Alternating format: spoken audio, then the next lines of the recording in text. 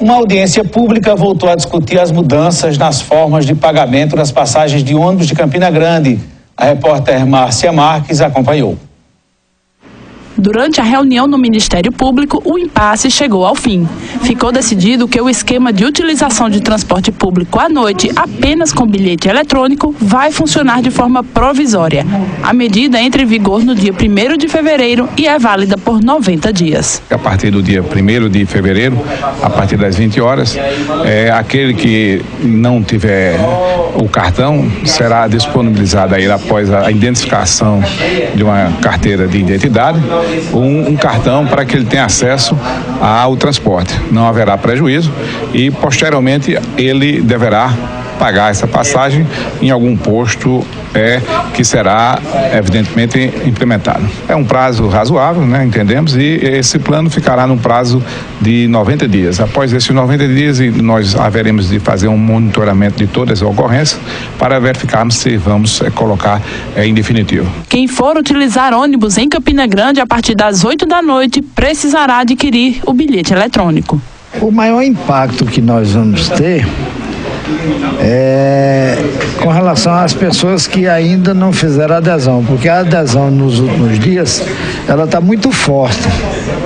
Com tanta divulgação acerca desse problema, a adesão a cartões cresceu muito e esse crescimento faz com que as outras pessoas, eles vão funcionar no marketing boca a boca, né? Alguém adquiriu, diz, é muito melhor. E aí a gente está esperando que isso aconteça, porque o que nós vamos fazer é uma entrega de um cartão que não tem crédito.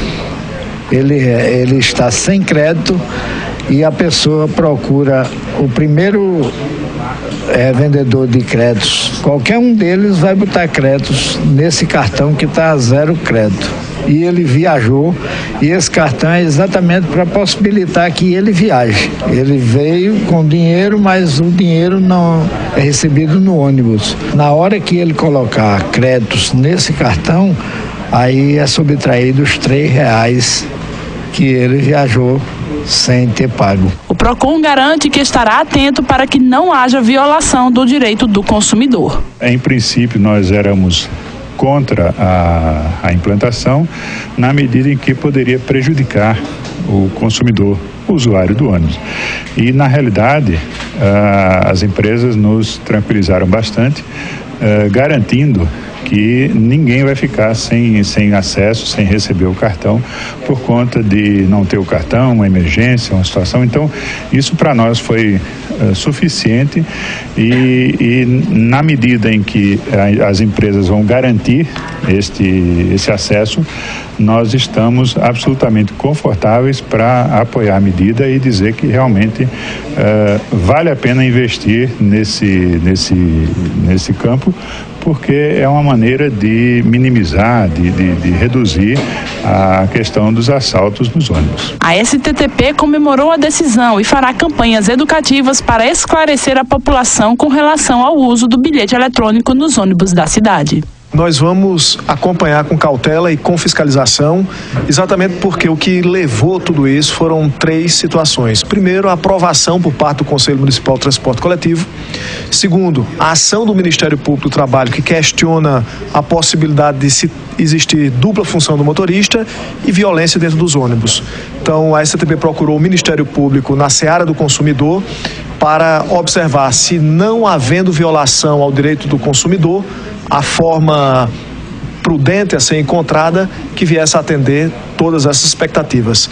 Nosso compromisso é com a população e seremos vigilantes para que nenhum usuário do transporte coletivo seja prejudicado. Na mesma reunião, o Ministério Público do Trabalho apresentou uma ação civil pública com relação ao acúmulo de função dos motoristas, que também atuam como cobradores. O Ministério Público do Trabalho ele não concorda com qualquer tipo de realização de atividade pelo motorista que não seja a condução, mesmo que seja apenas como eles querem, como se pontua o recebimento da bilhetagem eletrônica. Por quê? Porque não é só isso. Logicamente que a partir do momento que o motorista tem que receber valor monetário para o pagamento da passagem, é um serviço a mais. Mas fora esse recebimento, ele tem que verificar se o bilhete funciona ou não. Se não funcionar, ele precisa auxiliar o passageiro, ele precisa auxiliar as pessoas que têm dificuldade para adentrar o ônibus, verificar lá atrás, a porta traseira, se todos desceram em segurança ou não. Precisa, e muitas vezes, como eles têm horário a cumprir, eles fazem isso, algumas dessas tarefas, conduzindo o ônibus. Então, isso é uma situação que retira a atenção do motorista, e nós sabemos que há necessidade de atenção de 100% dos motoristas no momento da condução do veículo, para evitar qualquer tipo de acidente.